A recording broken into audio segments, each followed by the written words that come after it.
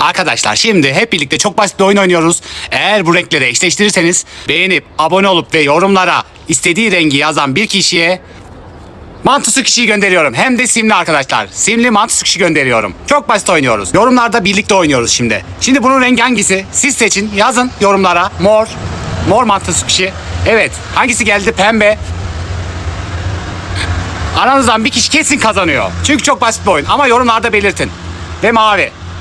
Evet. Aranızdan bir kişi şu an mantısı kişi kazandı. Beğenip yorum yapıp abone olmayı unutma.